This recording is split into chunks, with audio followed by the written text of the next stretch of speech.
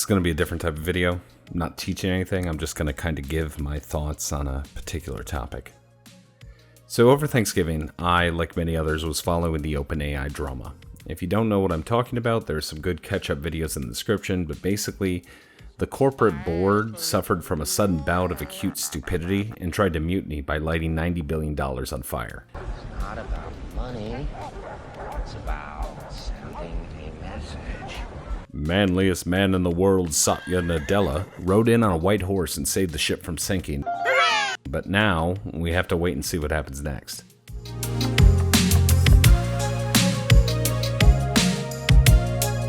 Fortunately for those of us who are terminally curious, a letter, or something, was leaked to the press indicating that the reason for the ramshackle coup was that Sam Altman was pushing for the commercialization of something called Q Star, which is not really a thing outside the company. The press, being largely brain dead enough to be on the board themselves, didn't clarify what exactly Q Star was. So now there's a firestorm in AI circles trying to figure it out. This video will explain my completely wild guess about what Q Star could be.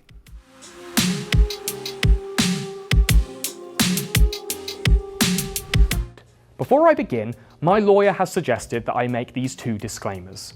Just to be perfectly clear, as of the writing of the script, which is the day after Thanksgiving, I haven't watched any video or read any speculation about what Q Star actually is. I just want to lay out exactly where my mind wandered to without any outside influence, regardless of whether or not it's correct. Whoa, are we inside my brain right now? It's big. I must be smart. Also, I want to remind everyone that I'm not actually a data scientist. At best, I'm a technologist who's just getting more involved in AI. But I have no idea what Q-learning is or what accuracy means when talking about recall or whatever. So, you've been warned.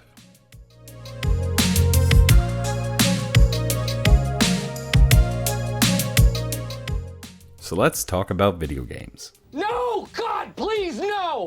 In 2D games programming, there's this magical little algorithm called A star. This little guy is used for pathfinding on a grid with obstacles. Imagine a grid where some of the tiles are walkable and some are not. You can think of travel between walkable tiles in terms of cost. There's a value assigned to each border between cells, and the algorithm tries to calculate the lowest cost to get from point A to point B. It can also easily tell you if you simply cannot reach a particular cell from another cell. I simply can't.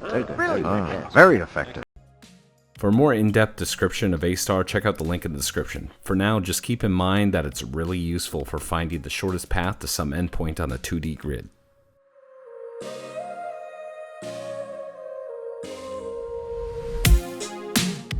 And now let's jump to a completely unrelated topic, finite state machines. These are best exemplified by Unreal Engine's behavior trees, which are simply binary trees that control NPC behavior and are surprisingly powerful for creating complex AI reactions to player state. Each leaf or node on the behavior tree returns true or false, and only branches that return true are executed.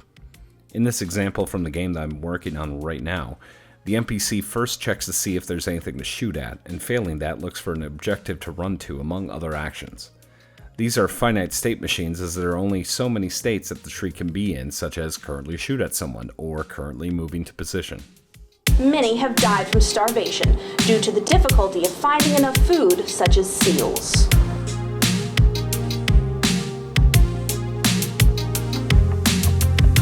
What if, instead of A star being used to move a character through a 2D level, it instead was used to move a behavior tree through its states?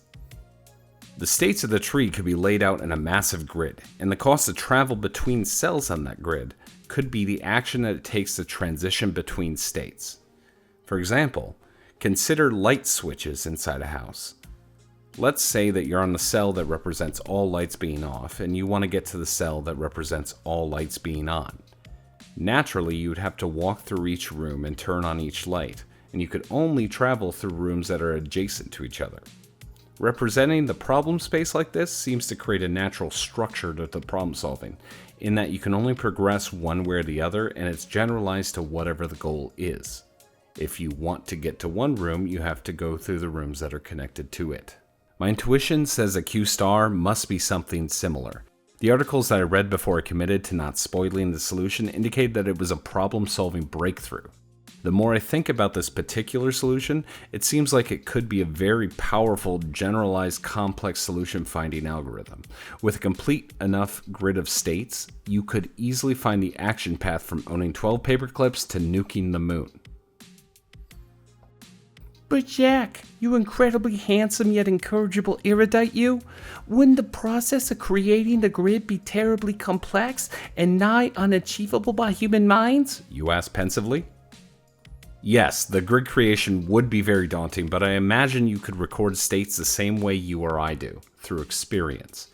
You could meticulously reason out every possible state for every possible variable that you want to track within a particular system, or you could incorporate some reinforcement learning techniques to try stuff randomly and record new states as they arrive, allowing you to build a mental model to handle novel situations. This, of course, would require absurdly high memory and compute, which, coincidentally, is exactly what they said they did with this mysterious algorithm. Well, I couldn't possibly solve this mystery. Can you? Yeah, I'll give it a shot. I mean, it's my job, right?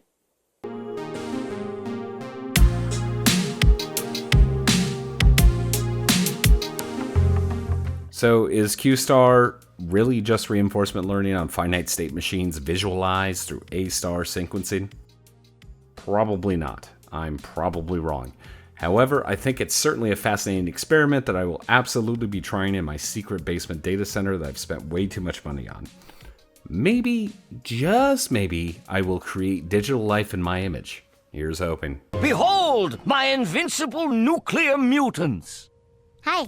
Hello. Thanks for checking out my video, and I really appreciate all the positive feedback I've been getting. People seem to be responding well, the very few people that are watching, so I'm very grateful for that. The next video will be more of the type of video that I've been putting out, where I'll be going over how to incorporate GPT-4 agents using the new Agents API. I'm actually going to be rebuilding my website from the ground up using agents as the backend. So that'll cover all of that. That should be available sometime within the next few weeks. This was more of a, I had a thought and I wanted to get it out there. So thanks for sticking around. I know it's probably not what people actually like, but you know, honestly, I have like an audience of 12, so I don't really care at this point. Anyway, bye.